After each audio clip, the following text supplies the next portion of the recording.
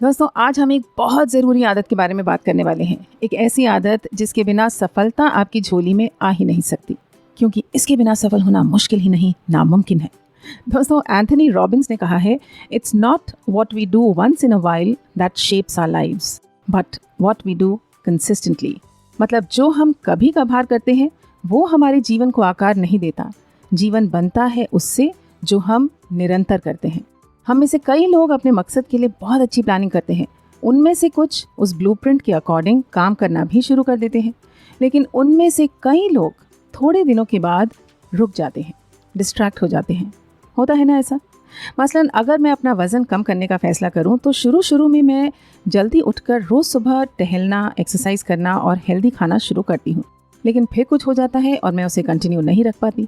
या तो मैं किसी और ज़रूरी काम में बिजी हो जाती हूँ, या मेरा इंटरेस्ट और मोटिवेशन खत्म हो जाता है। कुछ दिन बाद फिर मुझे बुरा लगता है और मैं फिर शुरू करती हूँ। इस बार पिछली बार से शायद थोड़े ज़्यादा दिनों तक चलता है, पर फिर ठप। इसलिए वज़न तो कम नहीं होता, ऊपर से इतना बुरा लगता है अपनी नाकाबिलियत पर कि फालतू का चटर मटर खा बैठती हूँ डिप्रेशन में, और वज़न बढ़ और जाता है। तो जब तक मेरे रूटीन में निरंतरता नहीं आएगी, तब तक मेरा गोल मात्र एक गोल ही रहेगा। और यही बात सच है हर उस गोल के लिए जो आप अपने लिए रखते हैं या पाना चाहते हैं, चाहे वो छोटा हो या बड़ा।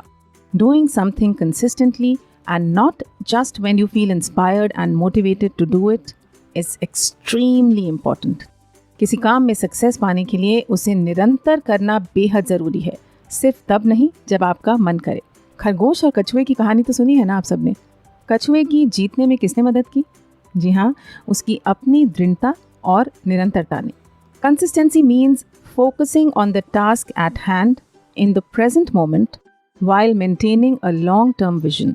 यानी दीर्घकालिक दृष्टि बनाए रखते हुए, गोल तक पहुंचने के विजन को अपनी नज़रों में रखते हुए, वर्तमान में उस काम पर अपना पूरा ध्यान देना जो आपको आपके गोल तक पहुंचाने के लिए ज़रूरी है।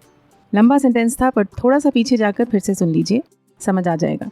जब हम नियमित रूप से कुछ करते हैं तो हमें खुद भी कमी बेशियों का पता चलता है, और हमें हमारे शुभ चिंतकों से भी फीडबैक मिलता है, और इसी फीडबैक के बूते पर हम गोल तक पहुंचने के अपने तरीकों को बदल सकते हैं, कोर्स करेक्शन कर सकते हैं। लेकिन सिर्फ कभी कभी करने से ऐसा हो पाना मुमकिन नहीं है। Consistency, my friends, therefore is all about repetition. It's about repeating the same actions, same habits, same rituals over and over and over again, and then gaining feedback from these actions and adjusting them accordingly to help stay on track as we work towards our goal. मतलब निरंतरता maintain करने के लिए दोहराव ज़रूरी है। रोज़ वही काम करना पड़ेगा, उनसे फीडबैक लेके, अपना कोर्स करेक्शन करके, जब तक हम गोल पर ना पहुंच जाएं तब तक करते रहना पड़ेगा। लेकिन ये भी सच है कि निरंतरता का कॉन्सेप्ट जितना सिंपल है समझने में, असल में उसको फॉलो करना उतना आसान नहीं है, और अक्सर लोग इससे जूझते हैं, पता नहीं क्यों। रोज़ सुबह उठकर ब्रश भी तो करते हैं ना आप, क्योंकि आदत में है।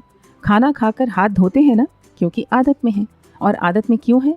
क्योंकि हमारा दिमाग ये जानता है कि ऐसा करना ज़रूरी है। नहीं करेंगे तो लोग हमसे दूर भागेंगे, तबीयत खराब हो जाएगी, एट्सेट्रा एट्सेट्रा। तो बेसिकली कोई भी अच्छी आदत डालने के लिए दिमाग को समझाना है। सिंपल ही होना चाहिए, है ना? दिमाग तो आपका ही है।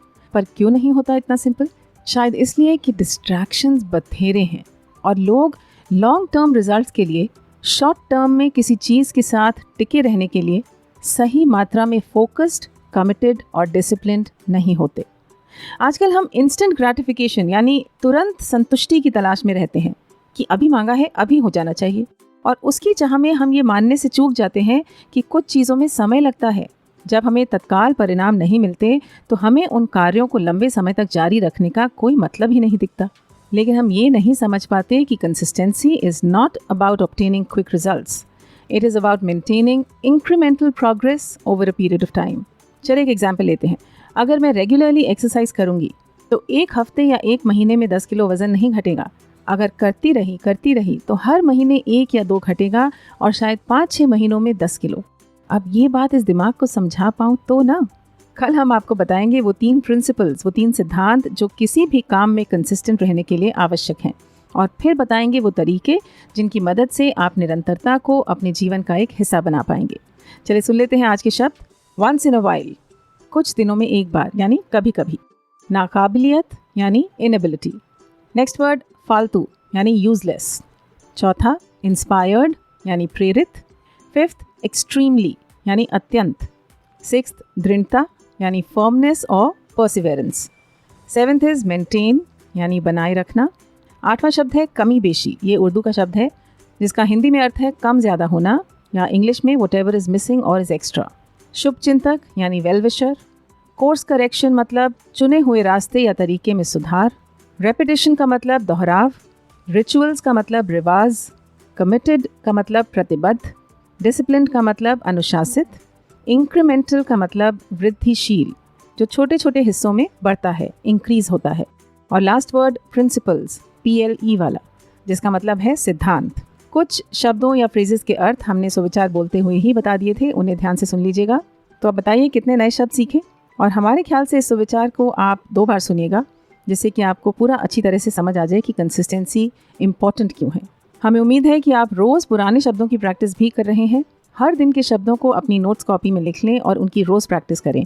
वाक्यों में प्रयोग करके भी लिखने से ज़्यादा समय तक आपको याद रहेंगे। चले मिलते हैं कल। सुविचार और इंग्लिश वोकैब लेसन को कर दीजिए शेयर। बाकी स्वस्थ रहें, मस्त रहें, सुविचार को सुनते रहें and have a great day.